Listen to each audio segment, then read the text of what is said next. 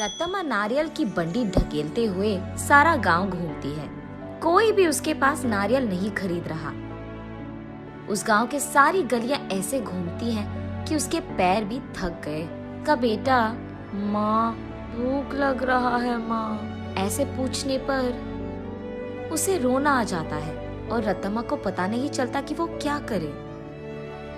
तब वो एक जगह उसकी बंडी रोककर एक नारियल काटकर, आज के लिए खाकर अपना पेट भर लो बेटा, कल अच्छा खाना खिलाऊंगी, ऐसे कहकर अपने बेटे को देखते हुए अपने जीवन को कोसती है। मगर वो दोष किसको मानेगी, रत्तम्मा को समझ में नहीं आता। एक समय में रत्तम्मा बाकी गांव वालों की तरह ही छोटे मोटे कूली का काम करती थी, लेकिन उसे लगता है कि उसे उसका मेहनत का फल नहीं मिल रहा। इसी दुख में वो दिन गुजारती थी। कुछ ही दिन पहले रत्तम्मा का पति पी पी कर मर गया। घर के सारे पैसे वो अपने दारू में लगा दिया और घर में एक फूटी कौड़ी भी नहीं है। इसीलिए रत्तम्मा को क्या करे ये पता नहीं चल रहा था और उसे इसी बात का डर था कि वो अपने बेटे को कैसे पढ़ाएगी। एक दिन वो अपने घर के बरामदे में बैठकर यही सोचती रहती है कि वो पैसे कैसे कमाएगी। तभी फैसला करती है कि वो एक छोटा सा व्यापार करेगी। इसी सोच में वो जब सर उठाकर ऊपर देखती है, उसके घर के ठीक सामने मौजूद एक नारियल का पेड़ उसे नजर आता है।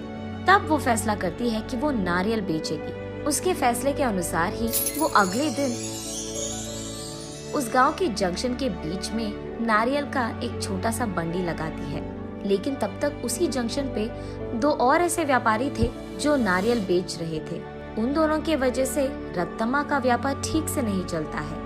इसी कारण 2-3 दिनों से रत्तम्मा की बंडी से सिर्फ 2 या 3 नारियल ही बिके थे। बाकी सारे वैसे के वैसे ही रह गए। ये देख निराश होकर रत्तम्मा ये फैसला करती है कि अगर वो गांव के सारी गलियां घूमकर बेचने की कोशिश करेगी तो कम से कम कुछ तो बिक जाएंगे।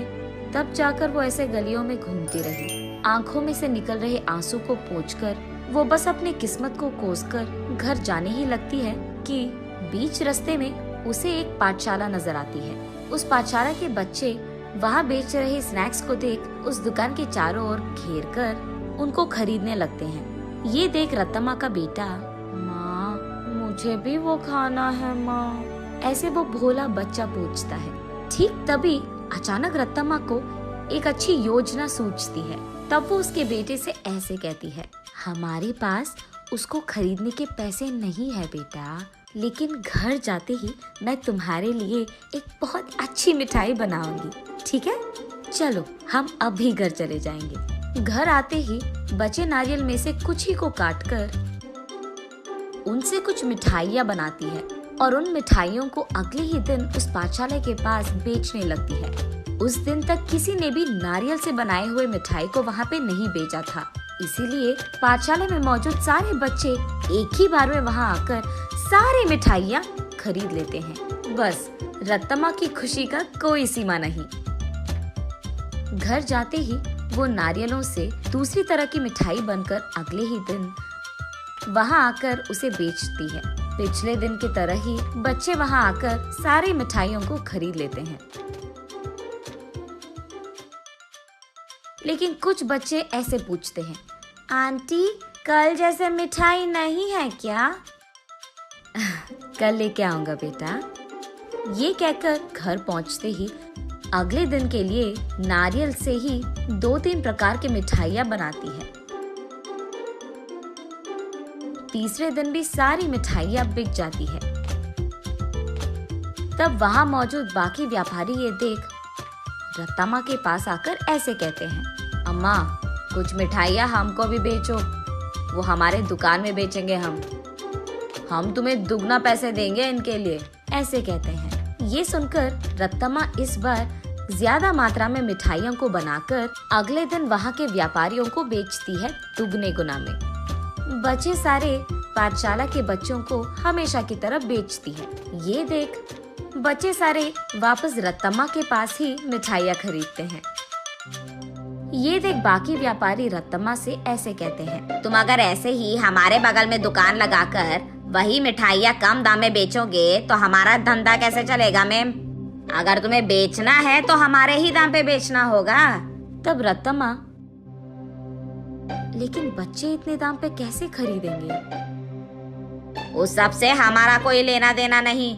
अगर यहाँ धंधा करना है तो हमारी सुनो, वरना यहाँ से निकल जाओ।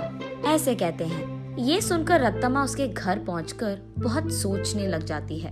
अगले दिन वो उस पाठशाला के पास एक बड़ा सा मिठाई का दुकान ही खोल देती है।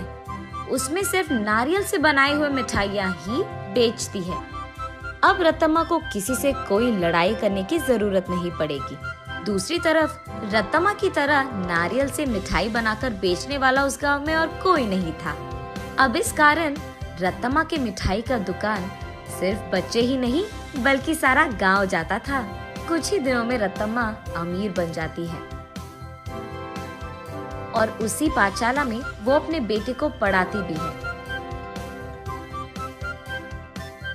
ऐसे प्यार से वो उस नारियल के पेड़ को हर रोज पूछकर पानी डालती थी।